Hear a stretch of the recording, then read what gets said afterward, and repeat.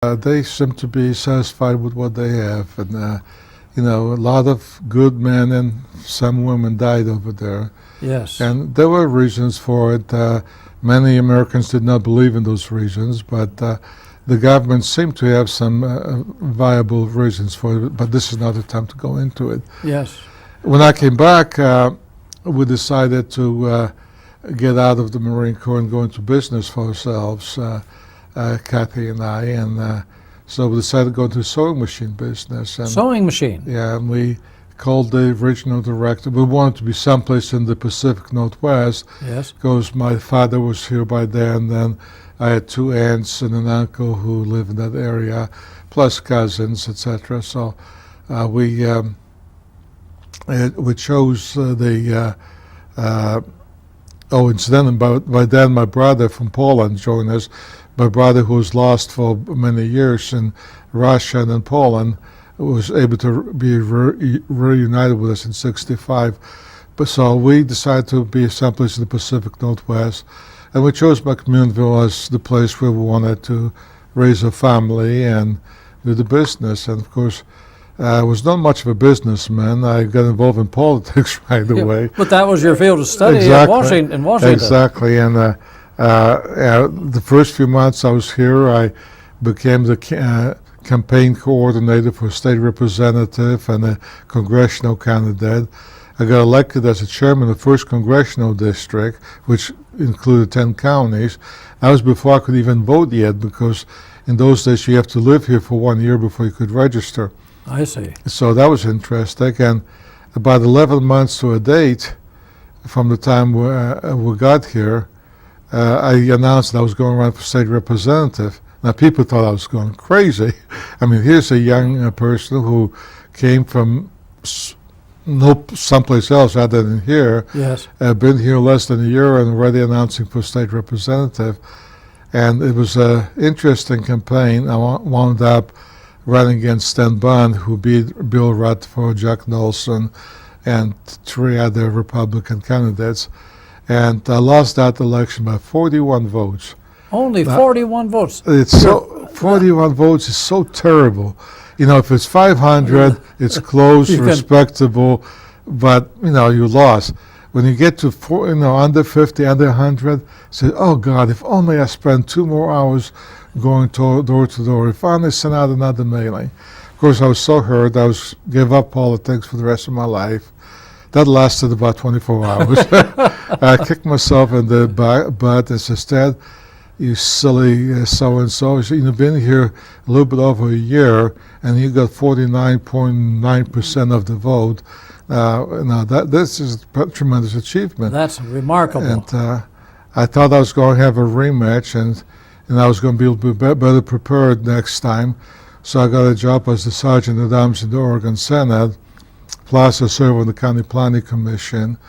And I was going to run for state representative again, but I decided one day I walked into the county courthouse, and the Board of Commissioners at that time was interesting Board of Commissioners. The chairman was standing up, waving his gavel and swearing at somebody. The guy from the audience was swearing back at him. I said, surely we can run our county government better than that. And so a few days later, I went and told one of the incumbent commissioners that I was going, in about a week, I was going to announce that I was going to run. And he was in his 60s, so I thought he might just graciously retire, but he decided he wasn't scared of this Pollock coming in, that he was going to whip my, whatchamacallit, I just want to give him the respect and the chance to resign and retire. I beat him by about 2-1 margin. By a 2-1 margin. Yes, and then I served. Put her there. It was a hard campaign. I wore out 3 pairs of shoes that campaign. In fact, I still had a picture with holes in 3 pairs of shoes. Is that right? But going door to door, that's a powerful media, the door to door. All the other stuff is important, but that personal visit beats them all. I served for 20 years. As our county commissioner? Initially, then I lost, and I came back 2 years later and served 4 more years for a total of 24 years which is twice as long as any other commissioner in the history of Yamhill County. Let me shake your hand again. Thank you, thank you. That is fabulous. Well, I'm proud. 24 years Yeah. as the county commissioner I'm for proud of Yamhill it. County. And this is especially true because of in the 80s and 90s, you had that, let's get rid of all the incumbents, he's been there too long. And plus, the county had turned very conservative and mostly Republican. But I had the respect not only of my fellow Democrats, but a lot of Republicans. So all the community leaders, many of them supported me. And so I was able to win in precincts that no other Democrat could. Well, I also remember that you came up with some very important improvements in our highway to the coast, because there had been so many accidents and fatalities. Highway 18 had a terrible record. For about 2 or 3 years in a row, they had 10 fatalities or more. The year before that, it had 12. And I finally got tired, and I called Dave Bishop, who then was original manager, and I says, Dave, we can't have that anymore. We have to do something about it. I says, well, Ted, it's all too expensive. If you go by the standards, I says, blast the standards. We need to do something and do it cheaper. Save human lives. Right. So that divider, the double divider with the groove thing, yes, and extending the shoulders, it was amazing what it did. Every time I drive to the coast or drive back, I think of you. There was over a year that there was no fatalities at all in that stretch of the highway that we worked on, and it was very simple. It's and what I did is says, Dave, I'm willing to commit some county forces. We've got county equipment, we have manpower.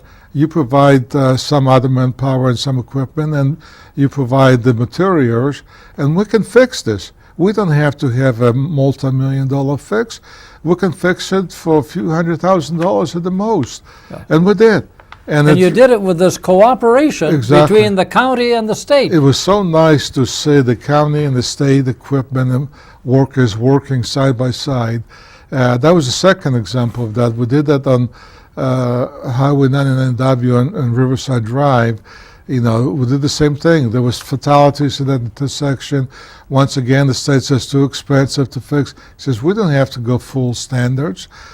People are getting killed right now. Whatever we do is going to be better. And we did it, and there hasn't been a fatality since. And it's been 15 years now almost.